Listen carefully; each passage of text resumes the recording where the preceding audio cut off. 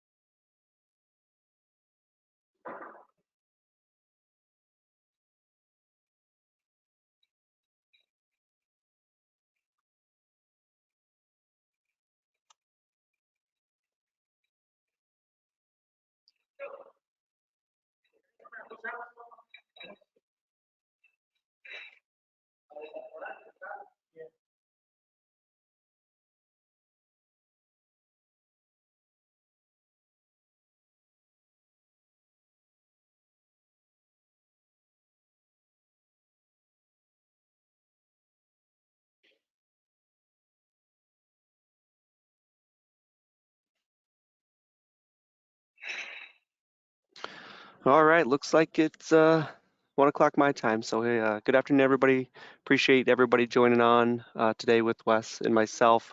Before we get started, just a quick housekeeping. Um, I know Wes would love for questions throughout the presentation. So there's a questions box over on the control panel, typically on the right-hand side, and I'll do my best throughout the presentation to try to get those addressed as Wes presents. I know he would prefer this be a conversation than a presentation. So please encourage you guys to ask questions as they come up. And I know there's typically a question, will the recording be sent out? And yes, we'll be sending a recording out to everyone that registered, including attendees today. So Wes, you want to go to the next slide? Again, like I said, appreciate you guys joining us today, and I appreciate you, Wes, jumping on. It's a topic that is so relevant and so important for all of us that are involved in the IT community and IT channel, so much that you're doing a boot camp as we speak right now. So appreciate you jumping on during the middle of that event. So I'll let you do a quick intro, Wes, for people that don't know who you are, and then we'll try to get things started here. Yeah, great. So Corey, thanks for having me, and to the entire Great America team. You guys are awesome, and always appreciate when you give us an opportunity to speak. So my name is Wes Spencer, and I'm a cybersecurity guy by trade. I've always been in cybersecurity pretty much my whole career, and I'm the channel chief at FifthWall Solutions. And so we'll talk about that in a minute. But just at a high level, if you remember me from Perch, I was one of the co-founders at Perch Security, and very active over there. And just on the personal side, I'm a big crypto and YouTuber nerd. I love having fun with a lot of that.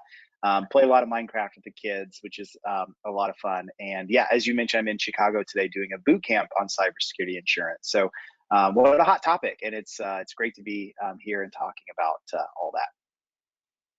Yeah, thanks, Wes. My name is Corey Kearns, the general manager here at Great America for our Connected Technology Group, and previously that I was the general manager of Collaborance, which is a master MSP associated with Great America, and that's where Wes and I crossed paths many a times as we worked together at Perch and a couple other opportunities. Unlike Wes, I'm not a big Minecraft guy. I'm not smart enough for that, but I do believe we enjoy the bourbon together when we get the opportunity there. So I was looking for my podcast mic to mimic US, but I couldn't find it. So my team told me that it just needed to be quiet and then just allow you to run with the show. So with that, I'm going to be quiet and try to help answer questions and then let you take it from here, Wes. All right, thanks, Corey. Yeah, and I do want you to jump in. Just hey, Wes, me anytime. And as he mentioned, just for you in the audience, literally want you to ask me questions. The more you ask me questions, the more fun this gets, and the better conversation. And this is a red hot topic. I mean, just look at the number of attendees on today. You can just tell it's a big deal for an MSP. So just a quick little snippet on who the heck FifthWall is, because that's helpful in this conversation. So all we do is cyber insurance. We don't touch anything else. So we eat, live, breathe, sleep cyber insurance, which is crazy. And we work with, I think as of today, 43 carriers. So we have a lot of access to carriers. We've been doing this just about longer than anyone else. We work with over 1,000, I think closer to 2,000 agents now. And we have almost now, slides got to get updated every day, apparently. Now we're up to, we'll have 700 MSP partners that we work with by the end of this month. So, which is really great, right? We're going to talk about this whole world of insurance, but just wanted you to kind of know kind of who we are. It's what we do. We love insurance, and we're just nerds when it comes to it. So one of the things I wanted to start with first is just make sure that we understand what the heck this cyber insurance thing is that we're talking about, because there's a lot of confusion that exists out here. There's a lot of questions that MSPs have. You know, what is good insurance? What isn't? Questions around liability. Am I liable if I'm helping clients with all this? Why should I get involved in it?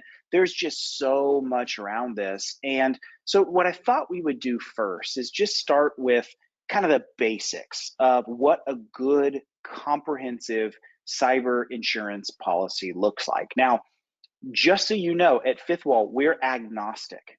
Like I said, we work with 43 carriers.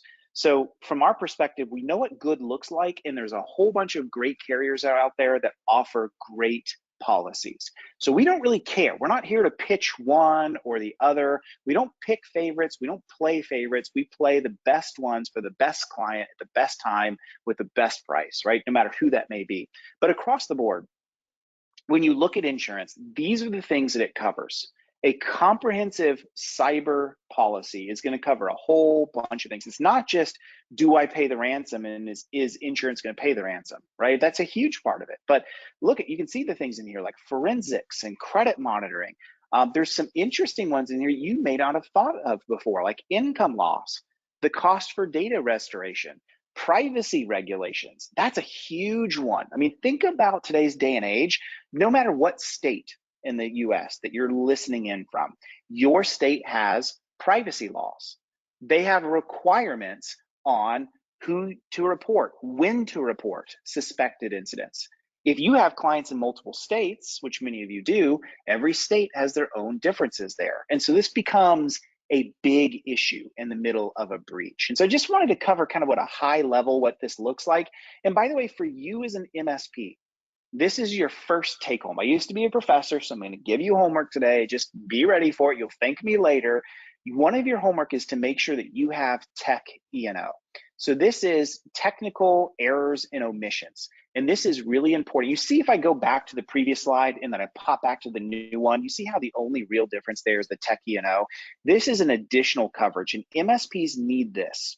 So when we're talking about insurance today, we're talking about your clients, but I don't want to leave you out as well.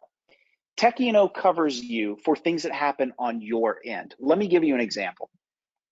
In the perch days, we would talk over and over and over about what we call buffalo jump attacks. This kind of harkens back to the ancient days of Native American hunting.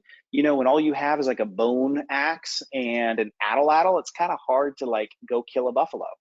So what they learned was, if we just cause a stampede, we can push all the buffalo off a cliff, and it makes hunting way easier. It's a pretty visceral example, but that's exactly how they hunted. And bad guys are doing the same technique. They've learned, if we can attack you as the MSP, then we get access to all 60 of your clients, all 20 of your clients, all 500 of your clients, whatever your size is.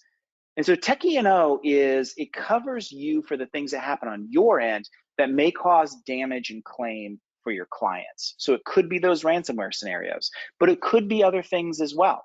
So Tech E&O is really important. You need to have this as an MSP. If you don't, your first take home is you got to get into a conversation and get that, right? It's really important. So now that I've covered a little bit of the basics of kind of what a good policy is, I really want to talk about why the heck we're even on this call today. Why is there over 100 people listening to me right now? Why am I doing in that room right over there a boot camp for 2 days on cyber insurance for MSPs? What the heck, right? Like, nobody 5 years ago would have predicted this would become the hottest topic in security for MSPs. But here we are. So I want to give you a quick walk down memory lane that's caused us to end up where we're at today. So a few years ago, 2015 era, 2018 era, you probably remember this as the day of bliss. You didn't really have to worry about security all that much. If your clients had AV and a firewall, they're good to go, right? You're just focused on managed service, IT delivery, and everything was awesome. And if the client had a security incident in those early days, $10,000 and they're out of it, right? So like it wasn't a concern. And for the carriers, it was the same way. See, for the carriers, they're like, this is like stealing candy from babies. Like we can give anybody insurance. I mean, no one's being hit with anything and the damages are low. So even though there wasn't a lot of cyber insurance being issued out, the carriers made a huge mistake thinking, what could possibly happen? This is the easiest line of insurance ever. Well, fast forward to 2019. I don't know if you guys remember, there was a prolific threat actor back in the day. We faced up against them at Perch many times. They were called Gand Crab, G-A-N-D Crab, Gand Crab. And these punks were awful. They sort of like took the insurance marketplace and said, hold my cyber beer. Because what they learned was, if we go after MSPs in particular, we can go after a slew of small businesses. And they also learned, you know what? Small businesses aren't worth $10,000 on ransom payment. They're worth $100,000. They're worth $200,000. They learned that all of a sudden these small businesses, which didn't have the security in place that they needed, and being served by MSPs that most were not ready for security, it was a land grab for these bad guys. And so now claims start to rise and the cost of claims jumps up because the bad guys learned just how much they could demand for a ransomware payment. You all remember this. I'm probably causing some of you PTSD because you went through this whole tumultuous time in 2019. 2020 was even worse because we had the pandemic. And if you remember the pandemic, so many people were rushing to work from home that weren't ready to do it. And then what they did is we just allowed remote desktop and people connected in, and all of a sudden breaches went up, up, up, up, up. And so all of a sudden the carriers start taking a step back and they're like, we're losing millions of dollars. What just happened? Like, we thought this was easy, and within 2 years, which for insurance, an industry of 500 years, 2 years is like, that's not a long time for them. They just blew up in front of them. So where are we at today in 2022 and now even into 2023? Well, we still have a lot of incidents. We're going to talk about the conflict, the war in Ukraine, and how that has an impact in a minute. But what we're seeing the carriers do is pull back. And the carriers are like, time out just a minute. I'm not sure this whole cyber insurance thing is as easy as we thought and as cheap as we thought. So that's kind of where we're at today. And I think it's helpful to understand, I'll just be honest, the carriers made a lot of mistakes. And those mistakes, we're still paying for the ramifications. And if as MSPs, we've also made mistakes and we're course correcting those mistakes, but it's a rough time in cyber insurance right now.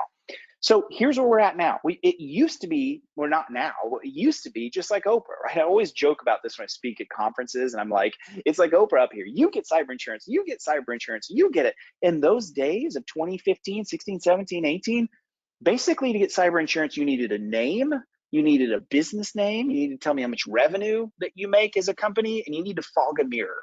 And like, if you can do those things, you're golden. You've got cyber insurance, right? But it's not that way anymore. Look at this. This comes from Wall Street Journal. This came in late last year, and I use this because this was a headliner in the Wall Street Journal. Most of you know this picture. This is Colonial Pipeline.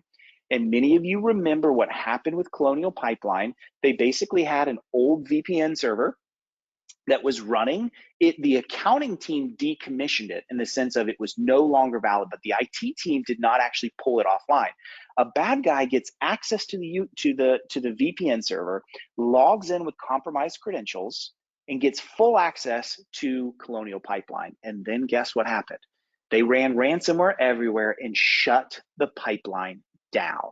Now, many of you remember this when gas prices spiked about a year and a half ago.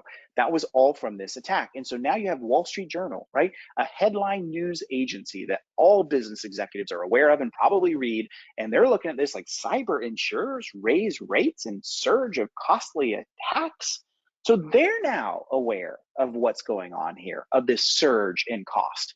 And I can even show this to you. I won't spend too much time on this, but there's a couple big things you need to know on this.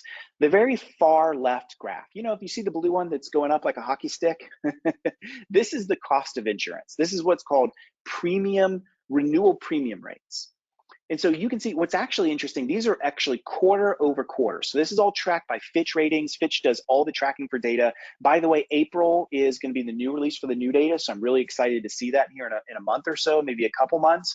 But look at the cost. Every quarter, the cost of insurance has gone up. So really, if you want to look from annually, take a look. I don't know if you can see my mouse on the screen, but I'm looking at quarter four. If you were to check quarter four and then count four over, you see the next one, quarter four of 2021, it's gone up over double. Think about that, over double. So if you paid for insurance, let's just make a number up. Let's say a client paid $3,000 for insurance last year. Today they're paying $7,000, $8,000. It's just blown up, and clients are like, what's going on? Now here's my hot take. You ready for this? My hot take is that it's not that insurance is getting more expensive. It's more that it's normalizing to the cost that it always should have been. Does that make sense? In other words, the carriers are looking at this and they're saying, we're paying out so much from these breaches. In order to be profitable, we've got to raise the rates. That's the end of the story. And so I encourage you, when you have conversations with clients and they're like, why is this cyber insurance stuff so expensive? Help them understand it's not just them, it's expensive for everybody.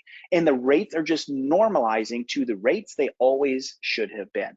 Now, will they always continue to go up this high in this hockey stick level of exponential growth? No, eventually it'll calm down, but I still think we have another year or two before we see that calm down. Okay, so that's the first thing I wanted to show you. The second thing I wanted to show you is you see that middle graph right there? You see that red line that kind of looks like the Loch Ness Monster a little bit? So if you look in the early days of like 2015, 2016, loss ratios, that red line is loss ratios. And loss ratios are very simple. It's basically how much are we paying out for every dollar that we take in, right? So in this case, if we take in $1 and we're paying out 50 cents, that's a 50% loss ratio, if that makes sense. So you can see the loss ratios actually kind of started high in 2015, but then they started to go down. And the reason they went down was the insurers, the carriers were raising their rates even back then.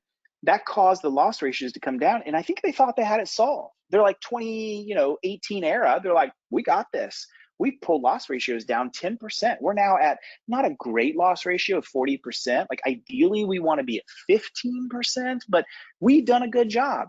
And then remember what I said, GamCrab and Revil and all of those ransomware threat actors said, hold my cyber beer. Watch me go after you. And look at the meteoric rise in loss ratios. Boom, boom, boom, boom, boom. Just went way up into the stratosphere, all the way up to 71, 72% loss ratios, which that is not survivable for carriers. Some carriers had over 100%. Keep in mind, remember what I said, carriers need to have loss ratios of 15% to be profitable, and they're in the 70s. Now, you notice how it just came down just a little bit, just the little head of the Loch Ness Monster right there, just that little bit. The reason for that, in my opinion, and I think there's a lot of data that backs this up, is the only reason that loss ratio went down a little bit is two things. One, you see how much more expensive insurance became. That blue and green, those are kind of stacked insurance rates. So we raised rates again, doubled the rates. And the conflict in Ukraine has caused a lot of these threat operators, these bad guys, instead of having keyboards in their hands, they have AK-47s in their hands. So I hate to be the pessimist here, but if I put on my prediction hat, what I'm going to tell you is this.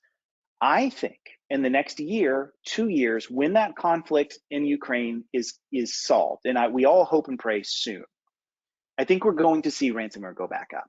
We're going to see more of these threat actors focus their eyes back on us in the West and come back after us. So that reduction in loss ratio, I think, is a temporary reprieve. Okay, let me stop here for a minute. I don't know if there's any questions, Corey, that came in. If there are, I'd be happy to answer any. Okay.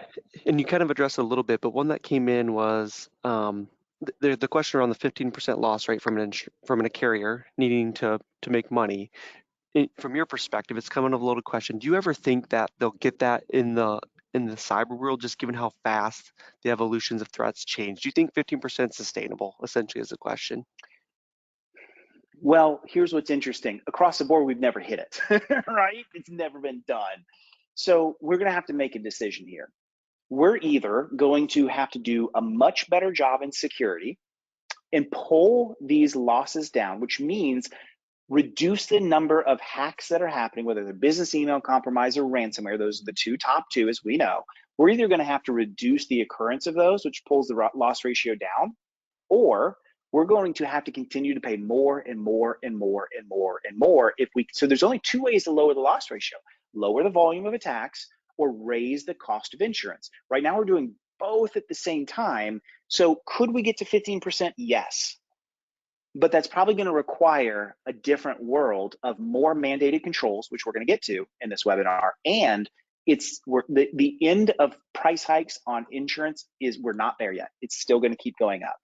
Because, Corey, I think the best way to say it is, right now, at a 63% loss ratio on average, it is not sustainable. I would argue 40%, that lowest little tick you have there, is not sustainable.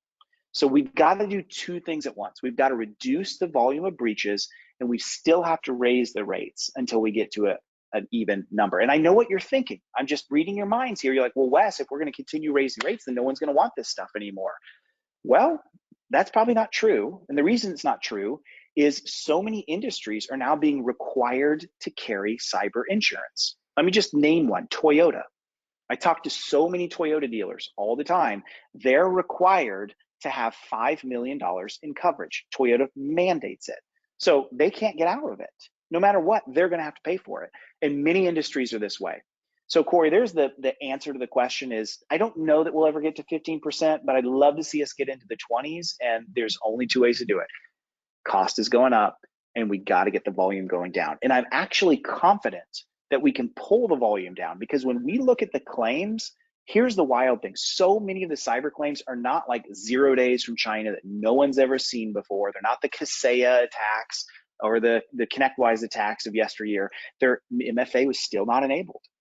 We didn't deploy EDR. We're not training our users. It's the simple stuff that if we all get together and start doing the right things, we can pull these down. So that's the high level stuff we've got to kill out, if that makes sense, Corey. Yeah, it does. The other thing that I, not as knowledgeable here, but get nervous about, if we're not able to get that loss rate, thinking about it from the cyber standpoint, we might see that on our other insurance coverages, whether that's property and casualty. These carriers are looking at it from a total premiums to total losses. And so if we can't sustain that in this sector, we may even see that kind of spread out even beyond that a little bit, right? And the funny story there, Wes, is when you talk about the threats that we have, it always comes down to the user. It does. And I was joking, you guys probably saw the individual walking around my screen. I'm like, hey, I got a webinar.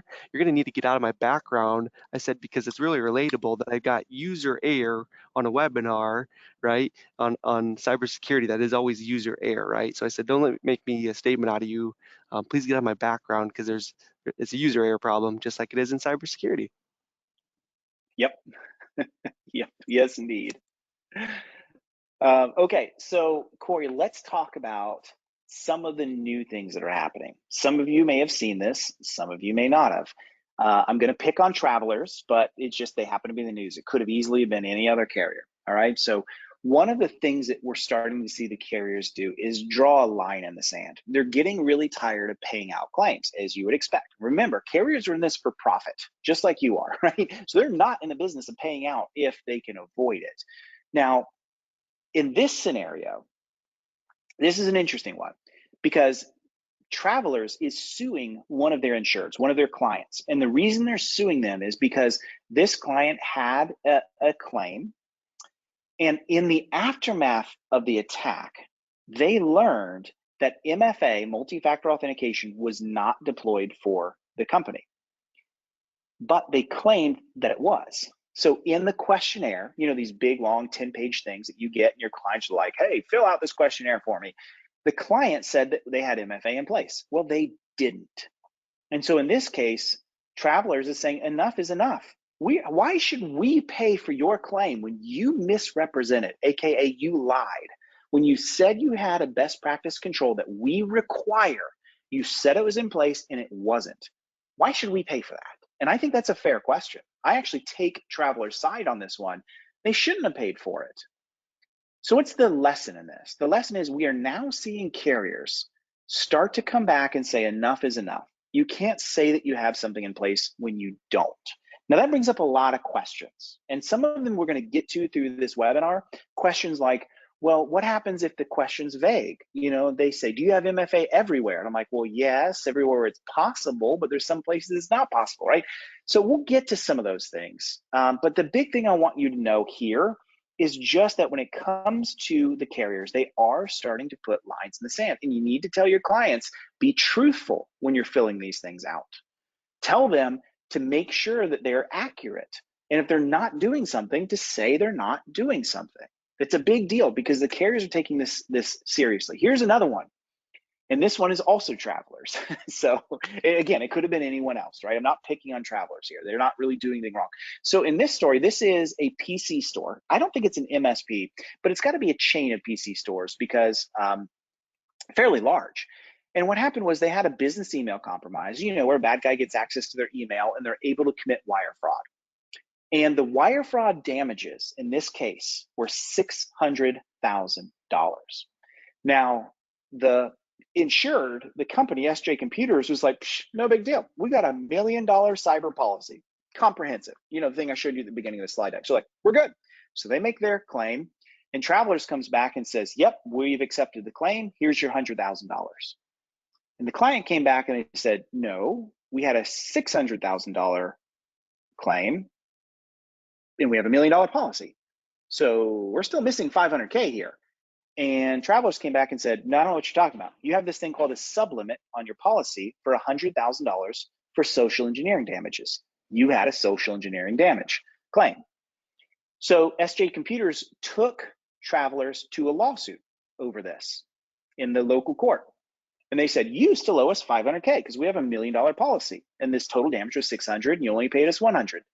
Within the first week, the judge threw it out with prejudice.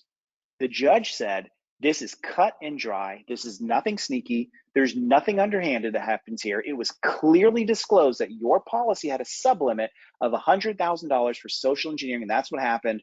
I don't know what to tell you. You're not getting the rest of the money. And he threw the lawsuit out. Now, why is that important? That's important because you got to know your policy. So many times clients just take a policy, they've never read it, they don't know what's in it, and they just knee jerk and think, I'm good. I got $1 million policy. I got covered for anything for $1 million. Not so fast, my friend. It's not always that way. You got to know what's in your policy. And as we dive into this webinar a little bit more, we'll talk about that, and I'll give you some ideas and things you can do, including working with FifthWall. We do free policy reviews. So we'll look for these things for you and show you, hey, he got to know about this. Are you okay with that? This is over there. We're experts. We know this stuff. So you really got to know your policy. Corey, does that make sense so far? Any other questions or thoughts? And no questions make sense. I've had similar conversations. I always use an analogy that a lot of people are comfortable with is look at your automobile coverage. You have a comprehensive coverage, but it's not always the same. If you got a 500,000 comprehensive coverage, you may only have 100,000 for uninsured or 100,000 for collision. They're not just because you have 500,000. And so I always try to encourage people to relate it to something that people, if they're not as educated on cyber, which is common for a lot of MSPs when they're talking with their end users, relate it to something that they can compare it to, and it helps them ring a bell a little bit. Yeah, well said. Well said. All right, so I'm going to talk a little bit about why the insurance is a hard market a little bit. So what's happening right now is because loss ratios have not been solved, and because the cost of insurance is more and more expensive all the time, it's normalized than what it should have been, we're in what's called a hard market, which means that a lot of the carriers, they're starting to make decisions to survive. They've had to go into survival mode when it comes to cyber. And so some of them are doing things like, if you're an MSP and you need tech E&O, we're just not doing it anymore. In fact, there are only 6 and maybe even 5 now carriers that will even insure an MSP anymore. Isn't that crazy? And many of you are listening, you're like, yeah, but I've got better security controls than 90% of the MSPs out there. How come I'm lumped in with them? Well, because the carriers just see MSP as MSP. They think you're all the same. They think there's no difference. And so they're just like, nope, we're not doing this. This is too hard for us. The market is hardened up.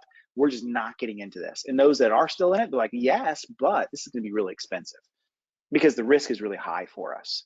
So we're currently in a hard market. It is hard to get insurance. It is expensive to get insurance, and the market is changing around us all the time. So when you talk to clients about this and they complain about insurance, you just need to kind of take their hand a little bit and be like, yep, you're right, it is that way. And let me tell you why it's that way. You know, they've had so much losses. We got to do more for security. We got to be better. And I don't mean that just for you, Miss Client, but I mean all clients everywhere. We got to do a better job. And until we do a better job, this is going to be a tough time in a tough market. And see, it doesn't help either that cyber insurance is very knee jerk. What I mean by that is, if I were the dictator of cyber insurance, let me tell you what I'd do.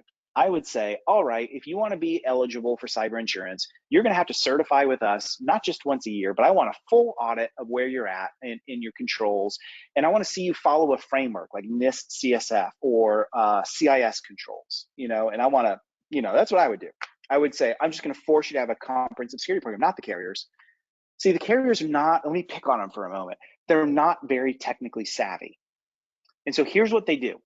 When they have a bunch of breaches that they pay out on, they analyze those breaches and they say, what happened here and here and here and here that caused that breach to happen? Oh, here's the commonality. Let's now force that.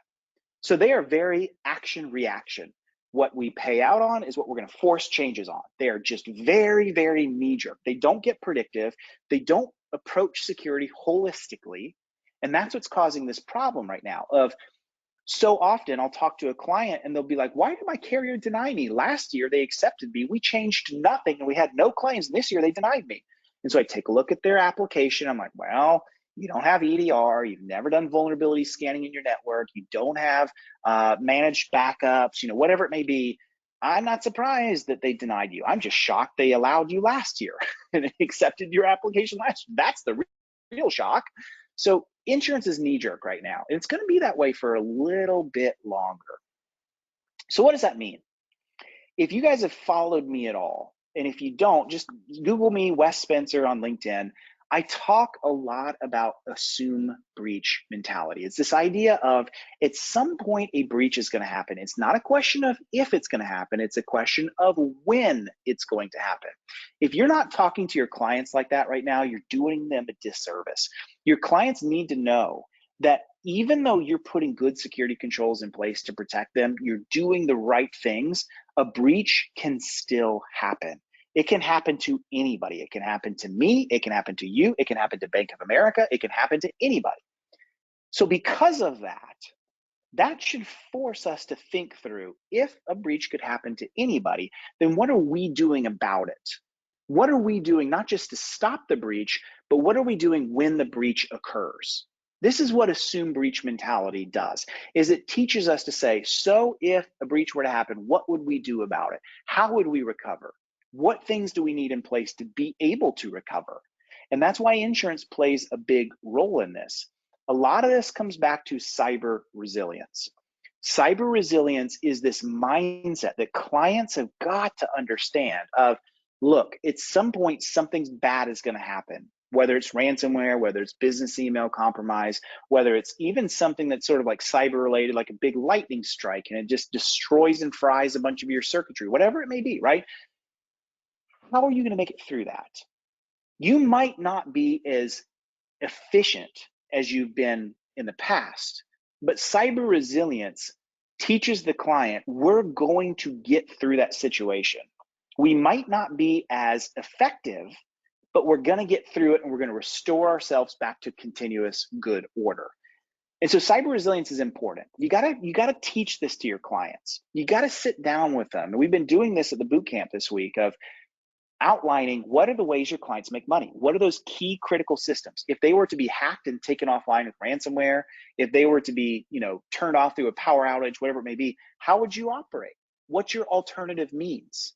These are important questions that clients need to think about, and you got to guide them through those things so that they can be prepared for them. Hey, Wes, real quick before you jump in here, yeah. I got a question that came from the audience. I think it's a good one, and you may talk on this, but I just want to, as that you were talking there, the question was, are there any partnerships today where MSPs can get on that approved list or the approved carriers list? For example, if I prove that I'm doing all the right things, right? MFA, EDR, managed backup. Can I get on an approved list from a carrier today? Probably not. I'm assuming most people listening today are, MSPs of under 150 folks, right? Just assuming that. So they don't really operate off of pre-approval, really. Now you will see some carriers that, like, when you're filling out the application and it says, like, do you have an EDR, yes or no? If you put yes, it brings a drop-down box. But even that drop-down box, those are not necessarily pre-approved. They're much more, this is just the list of ones that we know. And you'll also see they always have other down there. The carriers really have not gotten to a point where they're going to go into a pre-approval kind of status. It's not a bad idea. It's just not the way they think. The way the carriers operate is what's called good faith. They have and it's not just cyber. This is with all lines of insurance. It's, tell me about what you're doing. Tell me about what I know about you. Take a home. Tell me how old your roof is. Tell me when the house was made. They don't actually send an agent out there to go make sure of it. They just take it on good faith. And then from there they go, and they find out you were operating on bad faith, they might sue you, right? Same thing in cyber. They just operate off good faith, and they assume that the things, when they give you that questionnaire, they assume you're telling the truth, and they assume those things are operating the way that you say they're operating. So they just don't really operate off that pre-approval. I think it's primarily because they don't have a way to assess who should be pre-approved and who shouldn't. And how do we know that pre-approved entity is staying as pre-approved, right? What happens if they go out of bounds, So it's a great question, and I love Yeah. the thought, but right now the carriers just aren't thinking that way. And then there's a second follow-up that came up as you're talking there, Wes, is an individual said, we're an MSP with over 200 FTEs, full-time employees, and I'm not sure we've ever had pre-approval status. Should they be asking, or is there a different type of question they should be asking based on how you frame that up? Size may dictate something there. So should they be asking for something different there if they're that size? No, not really. Not really. I think what you want to do, though, when you're at that size, is you do want to make sure you have a very standardized process with your clients, that all of your account reps, all of your VCIOs or VCSOs, however that is, however your makeup is, that you are doing a good job with security assessments, insurance eligibility, which we're going to get to in this webinar. You should really have a standardized process for this. But then at that point, you become agnostic and you sort of say, you're welcome to find your own carrier. You can work with FifthWall. FifthWall will go find you a great carrier as well. But as your MSP, that's kind of where we stop from a liability perspective. And it's up to you to find the right coverages that are, like, necessary and commensurate for you and your revenue and your kind of business. MSPs really want to avoid, and I'll get to this in a minute on the webinar too, you really want to avoid jumping into, like, you need this policy, this is better than that one, you need this much in coverage. Those are liability issues that you should not be involved in. You shouldn't do those things. And so that's kind of how I would think about it as a 200-person MSP, is just make sure you've standardized your processes around cyber insurance, if you require it, if you don't, what the process is for them to kind of go through that journey, how you'll help them fill out the questionnaires, but you can't be the one to fill the questionnaire out. They've got to do it. You can be there for them to lean on, but you really want to standardize those processes, especially that size of an MSP. And if you do that, I think you're going to find a lot of success in your client conversations. You're going to limit your liability, and you're going to be able to help them ultimately be eligible for cyber insurance. And we'll get to this in the webinar as well, but you'll make a lot of money as well, which is important, and just selling and cross-selling all the required controls to be eligible. That's kind of how you want to think about it. Perfect. I think that's it for this section, Wes. Okay, cool. So I'll be quick on this one. You all know the cybersecurity framework. We've been talking about this for years. Cyber insurance is not actually described in in the framework, in the CSF, but I just want to show you it does belong there.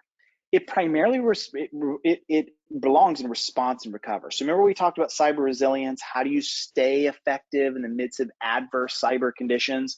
Well, cyber insurance can come in as a stopgap that comes in and says, let me help you with this in the response and recovery. Typically, response and recovery are the most expensive parts of the NIST CSF because it takes a lot of people, and people are expensive. There's not many tools, there's not many automations that happen in response and recovery. It's very people driven. So when the breach happens, that's when costs go up. And that's where cyber insurance is really effective. So I'm not going to go through every one of these. We'll send you the slides later. You can take a look at the recording. You can pause and read these. But these are all scenarios that cyber insurance, a good, true cyber insurance policy will cover. So I'm just going to do the first one only, but you can read the rest of them, right? So in this case, an employee, one of your employees accidentally sends some kind of virus to your customers and suppliers. They didn't know they did it, but they did. That, you know, it's like a maldoc in a Word document, right? With like a malware macro, something like that, right? And the company that got it, that was hit by the virus, and maybe we call it virus in insurance world, but it's really, let's call it ransomware, totals more than 3 million, they come after you for it. That literally happened. That's a real life scenario. It actually happened. So cyber insurance covers that kind of thing. So my point is, go pause this in the future and just read each of these scenarios. Reach out to us at FifthWall. We're happy to talk to you about these scenarios, but there's a lot of different ones. Here's 3 more that happen. And what I really want to say is, don't think about cyber insurance as just, oh, it pays my ransom and that's it. There's so much more to it that you've never thought through if you've never gone through a breach. Things like reputational damage, things like business outage, things like lawsuits, things like PR costs and credit monitoring. There's so many things that go into a breach that a lot of times clients have never thought before. See, a lot of clients just think, if you were to ask them today, hey, if you had a cyber breach, what do you think the cost would be? You should ask your client that, because you're going to get a whole bunch of, probably 10,000 bucks. Yeah, it'd probably be pretty bad. I'm like, no, try $1 million, right? That's what the average is now. So clients don't get this, and they don't understand that because they're not truly aligning the real risk. They don't take the right actions. And so these scenarios are really important. And then also, this is important. Here's the aftermath of a breach. Here's what this thing looks like. A breach happens. One of the first things that occurs next is all of a sudden, legal's got to get involved. You need we call these breach coaches. If you have a cyber policy, your policy will assign a breach coach for you. If you already have a breach coach, you need to talk to the insurance carrier and just make sure that they're approved and on the list. Make sure they are an approved breach counsel. And if you are, they're going to come in and they're sort of, think of them as like the cyber incident quarterback, right? They're going to, I say bark orders, and sometimes they do. They come in and all they do is they handle breaches, right? Like that, they go to bed at night, they wake up in the morning and they handle breaches. That's what these guys do. You don't handle breaches, right? When you have a breach, you're panicking. You're scared. You're emotional because it's affecting your business or the client. Not breach coaches. This is what they do all day long. So they can think very clearly. They understand what to do. And because they're practicing cyber attorneys, they understand the law. So they're going to kick off your attorney-client privileges. They're going to kick in all the forensics, where the insurance company will bring in the data forensics people. They'll begin to look and see what happened, when did it happen, how did it happen, how long ago did it happen, and they'll kick off all the things that are necessary to handle the breach, like notifications, public relations, credit monitoring, fraud response, restoration of systems. If you have to pay the ransom, they'll bring in a ransomware negotiator. They'll pull the cost of the ransomware down. So there's a lot of things that happen in the middle of this crisis that the carrier will take care of. Now, why does the carrier do all this? Well, it's not just because they're paying out on the breach, but there's one truth that you got to know. The carrier and the victim, whether it's you or your client, are aligned in one thing. How quickly can we get you back to business and back to restoring order? The client wants it just because they want to get back to business. The carrier wants it because the quicker they can get you back to business, the lower the costs are for them. So maybe what could have been millions in damage, maybe they can reduce it to 300K if they act quickly. Does that make sense? So this is why the carriers are really good when a breach happens, or even a suspected incident happens. The carriers are really good at taking action quickly, getting things in motion, getting the right people involved, the right people in the right seats, and getting this thing taken care of as soon as possible. Let me pause. Any questions so far? I don't see any. I think the only thing I would add there, Wes, is just I think there are times we underestimate the amount of work it takes on the notification aspect when this happens, which sometimes is the most critical piece, because that kicks everything off. And if done poorly, it just spirals out of control. But not seeing any questions so far from the audience. Okay. Well, Corey, that's a great point. And you're exactly right. One of the things that is important is another take home for you, is, told you got homework, is make sure that you know it is okay to put a carrier on notice. We call it putting them on notice when you have a suspected incident. Let me give you an example. Let's say that you see a strange Microsoft login from Azerbaijan for one of your users. You're like, uh-oh, that doesn't look good. You can call them and put them on notice.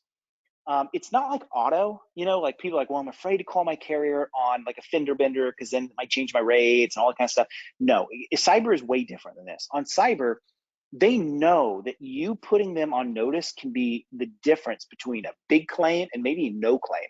They have gone so far as to incentivize you to put them on notice for even suspected incidents, where they'll say, if you put us on notice early, we will erase your deductible if it's a real claim, which is kind of awesome. Not all carriers do that, but a lot do.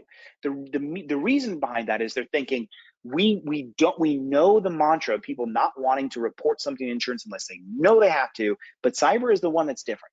So we want to encourage you to report. So there's nothing wrong with putting them on notice. And then let's go back to that scenario. Let's say that it was one of your users for one of your clients. It was actually on vacation in Azerbaijan. It wasn't anything bad. You just call the carrier back and be like, hey, that thing that we put you on notice on, turns out is all okay. It was a real user. We confirmed it, everything. Cool. We'll close it out, no problems. There's no change to your rates, nothing. So it's okay to put a carrier on notice, and you really want to do it. Hey, Wes, there's a Now, question this one here is one of the more, There's a question that came in. Yeah, when cyber policies ask clients who is responsible for IT, should that be the client or the MSP? Many clients do not want to claim any IT responsibility, and they say they contract 100% of it out. So I guess how would you interpret or respond to that question statement? Well, great question. Keep in mind, when the questionnaire is being filled out, it is between the client and the carrier, not you. So at the end of the day, you can't really stop the client from answering however they want, right? What the carrier is just trying to understand is there an MSP or a group of MSPs or some other kind of IT provider that's involved here? They're really trying to get a picture of that. Because if you say yes to that, then the carrier might have some additional questions, like what's their name? What's their phone number? I want to know some more information about them, right? I can understand how a client would want to say, no, we do 0%. That way, all the liability is on the MSP, not me, if I get hit by something. I can see why they would say that. So here's how you handle these kind of things. Talk to your attorney. Make sure this attorney understands cyber law, because it's really important to make sure that you have your MSA covered on things like that, because they might put, oh, 100% is my MSP, none on me. But then a breach happens and they try to come after you, even though it's their own negligence. So what covers you and protects you generally is your MSA. So I would say those scenarios do happen. You should probably use that as a conversation with the client to get them to understand they are as responsible as you are for IT. The carrier is just trying to understand, are there MSPs involved? That's all they're trying to do. The agreement is between the carrier and the client, right? But you want to make sure your MSA covers your back. And a lot of MSPs have very stale MSAs. That's your third piece of homework.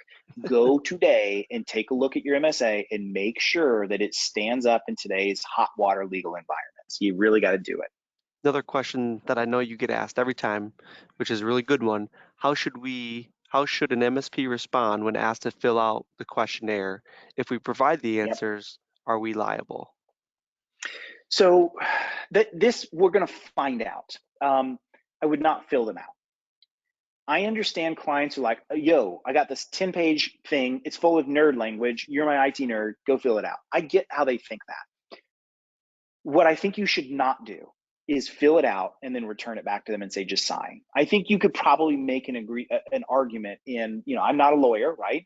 But I think you could make an argument that there may be some liability there. I don't think that you should just kick it back to them and say, no, I'm not touching this. You got to do it all yourself. I think that's bad practice. What I would do is this. I would do two things. I'd say, hey, thank you for sending that for us. Why don't we meet up? Maybe QBR is coming up, or we'll just advance it. Let's sit down for a couple hours and let's do this. And secondly, charge them for it. You should not, as the expert, let them make you fill out the whole thing and you don't charge them for it. So you need to create like an cyber insurance alignment kind of, SKU in your services, and sit down and do that. Bring your VCIO in and work through it with them and tell them at the beginning, hey, you're responsible for filling this out. You have to do the work. I'm not clicking on a single box. I'm not allowed to, because it's between you and the carrier, but I'll help you. and I'll make sure the things you have in place, they're there. And if you need someone like FifthWall that can help you answer these questions when you have like, well, I don't know about that. What does insurance mean about that? We'll bring someone from FifthWall on and they'll answer the questions. So that's how you really ought to approach it. Definitely don't do it all on your own. I think there is liability there. Make sure your MSA covers you, and then make sure the client is responsible for doing it, and bill them as you sit down with them and go through it. Does that make sense? It does. Yeah, appreciate you. And great questions, by the way, Yeah. from the audience. Yep. Yeah, awesome questions, guys. Awesome. Okay, so this one here, this is an example of a really good insurance policy. This is a fully comprehensive one, no matter who it comes from. Come from Tokyo Marine or Travelers or Beasley or whoever it may be. This is an example. I'm not going to go through line by line on this, but just know typically the way a good comprehensive cyber policy is going to work is there's going to be an aggregate limit. In this case, it's $1 million. You could have 2 million, 3 million. You could have, there's different numbers, and that's the maximum payout. But notice that there's different lines for each of these that come through, and those are the full aggregate limits. So it's never going to pay out more than $1 million. But let's just take credit monitoring, that one in the blue. If it exceeds $1 million in one, they're only going to pay $1 million. And that, by the way, is the total aggregate limit. They're not going to pay anything more, right? So you have these individual buckets. So the very top, the aggregate limit is the most they'll pay no matter what. And then each bucket will tell you the maximum that will pay out for each of these. Now, do you notice the ones in the kind of the reddish, pinkish, orangish, whatever that is, at the very bottom? Remember we talked about sublimits and that social engineering, and they only had 100,000 and they had but $1 million policy. This is an example. So in this one, there is a sublimit for social engineering of 250K. So in the case of that SJ Computers that I mentioned before, if they had this policy and they had 600,000 of wire fraud, the carrier would reimburse 250K. Even though they have $1 million in aggregate limit, they sublimit those down. Now, why do they sublimit these items? Because these are typically the most expensive. These are typically the items that cost the most amount of money and are the most common occurrences. And so carriers are like, we've got to absolve ourselves of some of this risk. So what does that mean for you? You need to communicate to the client what sublimits mean. You should not tell them, and you cannot legally tell them 250K should be good enough for you, or 250K is not enough for you. You should say, it's not my job to say legally whether that's enough or not. You need to consult your insurance professional. We have some folks at FifthWall if you want to talk to them that can answer that question. But I would just tell you, Miss Client, if you have 250K, you just got to understand if you have a social engineering attack, and these can cost 500,000-600,000. I'll send you a news article that shows an example of that. You just got to be ready for that. Are you prepared for this? And if you're not, you want to have a conversation with your insurance professional. So just be very aware of these things and make sure you educate your client, because the clients always think, if I have $1 million in coverage, I'm covered to $1 million, done. And they're not. Just like you said earlier, Corey, about the auto example. It's not always that way. Does that make sense? Yep, absolutely. The other take home you need, I think is your fourth take home, is you got to be aware that sometimes clients have, so agents, we love agents at FifthWall. We work with thousands of agents. But unfortunately, a lot of agents don't understand cyber very well. And so what they're going to do is, client comes to them and they say, hey, I need cyber security insurance. And the agent's not very technical. It's like, okay, cool. Well, what I'm going to do is I'm going to stick this little warranty, this little endorsement onto your general liability. And maybe it's going to be 100K and protection, but it's got all these exclusions. It won't pay out ransomware. It won't pay out lost business. It won't pay out credit market. There's all these things it won't pay out. But the agent has no idea how a breach would work. And so they think it's great, and it's not. Those are bad. So here's what I've learned is, when you're talking to clients in QBRs about cyber insurance, you ask them, do you have a cyber insurance policy? If they're like, well, I think, they probably don't. And if they do have one and they act that way, it's probably a crappy endorsement, the one you see on the left. The reason they're going to know if they have a good standalone policy is because they had to do a 5 to 10 page, questionnaire on it, and ask a lot of questions. It probably caused them some grief, so they're going to know. That makes sense, right? So just make sure those endorsement policies, those tack-ons to general liability, are worthless.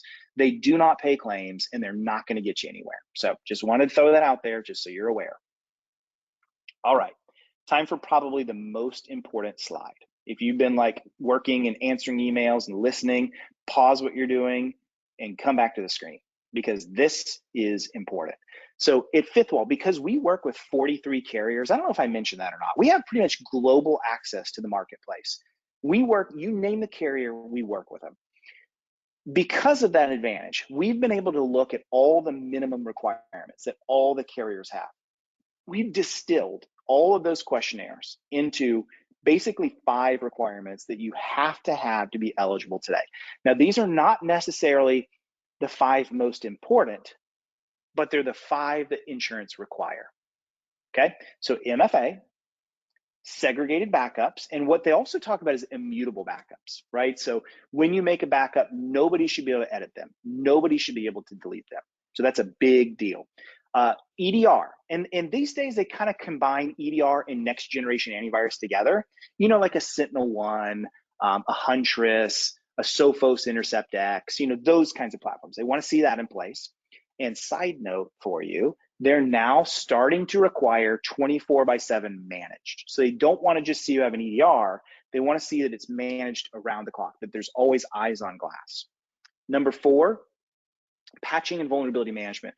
The days are coming when they're done paying out for damages when you had some kind of vulnerability that was 3 months old, you just didn't patch it. So they're now requiring patching and vulnerability management. And number 5, cybersecurity employee training. You know, like phishing simulation, things like that. KnowBe4, Fin, Breach Secure Now, one of those kind of companies, right? That are good.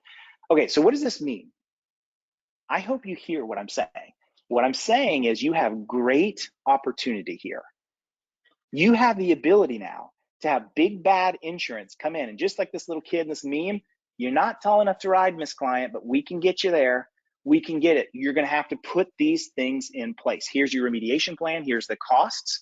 This is one of the best opportunities for MSPs to be able to cross-sell solutions and get this in place to get their clients where they need to be so that they can be insurable.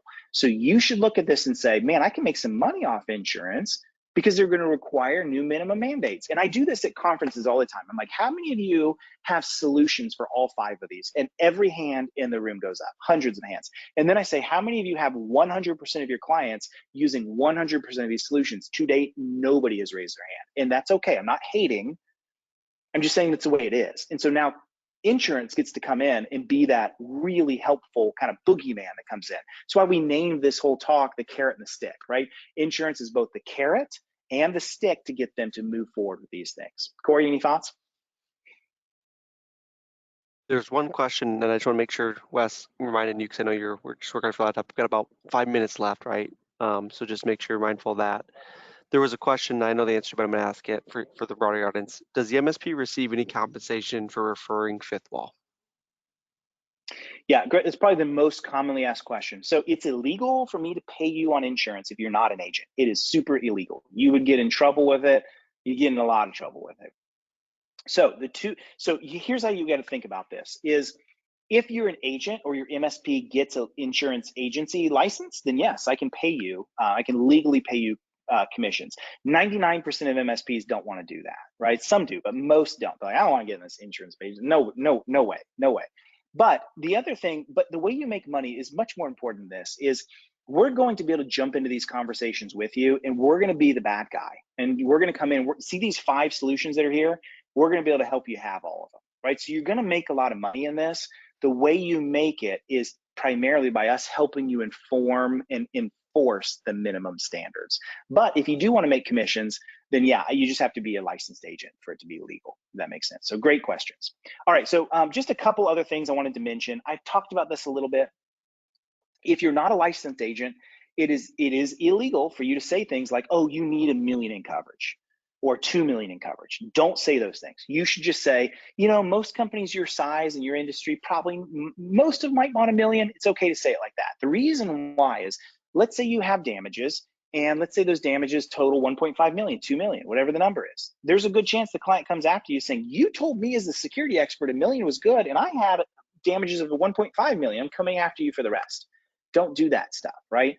Don't say things like, this policy is a good one for you, or you should choose this policy, not that one. That is not for you to say. You're not the licensed agent. Just be aware of that. It is okay for you to say, hey, look, I'm taking a look at your policy and you don't have EDR and you're going to have it. I just know that you need it, and here's how we're going to roll this out, and you got to have it for insurance applicability. It's totally fine for you to say it. So just be aware of that. One other thing I wanted to talk about, I've talked about most of these things that are in here, read your policy, but get in front of this. So when you're building your process for this, one of the things you really want to do is get involved in cyber insurance at least 60 days in advance, because what can happen with a client is they're not ready. And because they're not ready and they need to deploy more of your solutions like EDR and phishing, awareness training, all that kind of stuff, it's going to take some time. So when you're going through these motions, whether you keep it in whatever platform, IT Glue or Hoodoo or whatever, when you're going through this, get a copy of their policy, get a copy of the renewal date, and then 60 days in advance, at least meet with them and begin the application process. If you want to work with FifthWall, you can do that. It will help you through that, but you want to get involved early. It'll really pay off a lot. I'm going to skip over some of this kind of future prediction stuff, and I'm just going to get right to here. So we're here to help you when it comes to insurance. We speak it. We're going to find your clients awesome insurance policies at probably the best price that they're going to find anywhere else out there. We're going to jump in with you. We're going to jump in with the client. We always keep you involved. We're going to help you speak cyber insurance. We're going to help you sell your controls. We're going to jump on and you can tell us, hey, this client's really resistant on EDR. Cool. We'll jump in and we'll be like, hey, look, we found a great policy. Look how much cheaper it is than last year for you, but you got to have EDR. You just have to. We require it as insurance. And the clients can be like, well, fine, insurance requires it, I'll do it, right? So this is what we do. We'll handle this for you. We have an awesome training and education pathway for you and for your entire team. FifthWallSolutions.com/MSP if you want to see that. And I'm just going to skip over the rest of this because we talked about it. So that's really it. And if you want to see a little bit more, FifthWallSolutions.com/GreatAmerica-services. There's your landing. We'd love for you to pop in there, say hello, and we can get a conversation going. Corey? Wes, as usual, I appreciate you spending the time with us, and I apologize. There was a few questions that we weren't able to get answered. They were very good questions, and I know Wes and FifthWall would be glad to answer those because some of them were a little bit more particular questions. So reach out with those questions. If there's questions in terms of the webinar, again, we're going to be sending the recording and the link out. But we have an individual that we've got assigned to follow up with you guys as this. And so Jax, if you hear from Jax, he's going to be the individual reaching out. He'd be happy to assist you with questions or where to navigate you to. But guys, this is as Wes mentioned, right? This is a topic that's not going to go away. It's only going to continue to build steam and conversations, and you should be having those conversations with your customers. And I just want to thank everybody for attending with us today. We had a great turnout, great audience engagement. And Wes, thanks again, and I'll leave it for you to any final closing thoughts. Just thanks for attending. FifthWallSolutions.com can help you, and just reach out from Jax. And thank you guys for attending today. All right, guys, with that, we appreciate it. Hope you guys have a great rest of your day. Take care. Everybody.